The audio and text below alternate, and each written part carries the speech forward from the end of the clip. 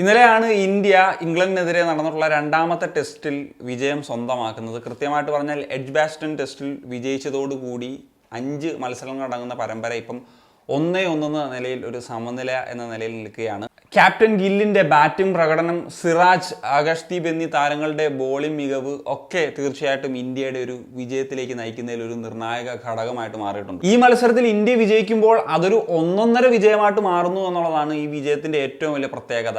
നേരത്തെ പറഞ്ഞതുപോലെ എഡ്ജ്ബാസ്റ്റൺ എന്ന് പറയുന്ന സ്ഥലത്ത് വെച്ച് നടന്ന മത്സരമാണിത്. ഈ ഒരു ഗ്രൗണ്ടിന്റെ ചരിത്രത്തിൽ ഒരിക്കൽ പോലും ഇന്ത്യക്ക് വിജയിക്കാൻ സാധിച്ചിട്ടില്ല എന്നുള്ളതാണ്.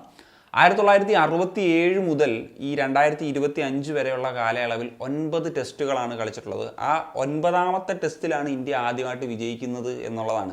കഴിഞ്ഞ 8 മത്സരങ്ങളിൽ 7 മത്സരവും വിജയിച്ചത് ഇംഗ്ലണ്ടായിരുന്നു. ഒരു മത്സരം സമനിലയും ആവുകയായിരുന്നു. ഇത് വെറുമൊരു വിജയമല്ല, ഒരു ആധികാരികമായിട്ടുള്ള ഒരു വിജയം എന്ന് തന്നെ പറയണം. കാരണം 336 റൺസിന്റെ ഒരു കൂറ്റൻ വിജയം എന്ന് തന്നെയാണ് നമുക്ക് പറയേണ്ടത്. ഇന്ത്യയുടെ ടെസ്റ്റ് ചരിത്രത്തിലെ തന്നെ ഏറ്റവും വലിയ എവേ വിജയമാണിത്. അതുപോലെ ഇന്ത്യയുടെ ടെസ്റ്റ് ചരിത്രത്തിലെ ഏറ്റവും വലിയ 2ാമത്തെ വിജയമാണിത്. 2021 മുംബൈയിൽ വെച്ച് നടന്ന മത്സരത്തിൽ ന്യൂസിലൻഡിനെ 372 റൺസിന് പരാജയപ്പെടുത്തിയതായിരുന്നു ഇന്ത്യയുടെ ഏറ്റവും വലിയ വിജയം. ഒരു വലിയ വിജയം നേടണമെങ്കിൽ ഒരു വലിയ ടാർഗറ്റ് സെറ്റ് ചെയ്യണമല്ലോ.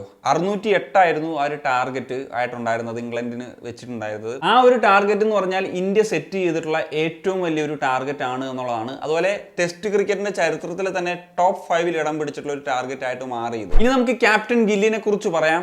ഗിൽ എന്ന ക്യാപ്റ്റന്റെ കീഴിലുള്ള ആദ്യ ടെസ്റ്റ് വിജയമാണിത്. അതൊരു എവേ വിജയമായി മാറുന്നു. ഒരുപാട് റെക്കോർഡുകൾ കുറിച്ചൊരു വിജയമായിട്ട് മാറുന്നു എന്നുള്ളതാണ് ഏറ്റവും വലിയ പ്രത്യേകത. ക്യാപ്റ്റൻ എന്ന നിലയിൽ മാത്രമല്ല, ആസ് എ പ്ലെയർ എന്ന നിലയിലും കുറെ റെക്കോർഡുകൾ ഈ ഒരു മത്സരത്തിൽ ഗില്ലിന് ഉണ്ടാക്കി എടുക്കാൻ സാധിച്ചു എന്നുള്ളതാണ്. കാരണം ഗില്ല് ആദ്യ ഇന്നിംഗ്സിൽ നേടിയത് 269 റൺസ് ആയിരുന്നു.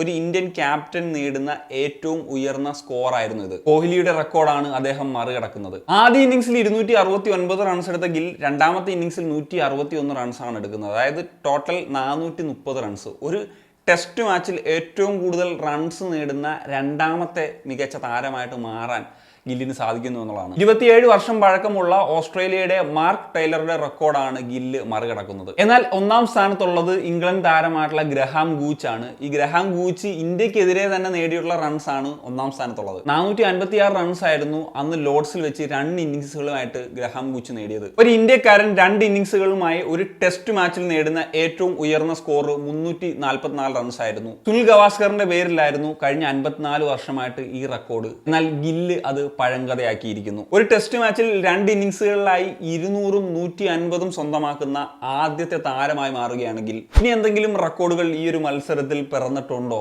അത് നിങ്ങൾ തീർച്ചയായിട്ടും കമ്പോസിൽ എഴുതുക. മറ്റൊരു കാണി ആവശ്യം സൈനിങ് ഓഫ്.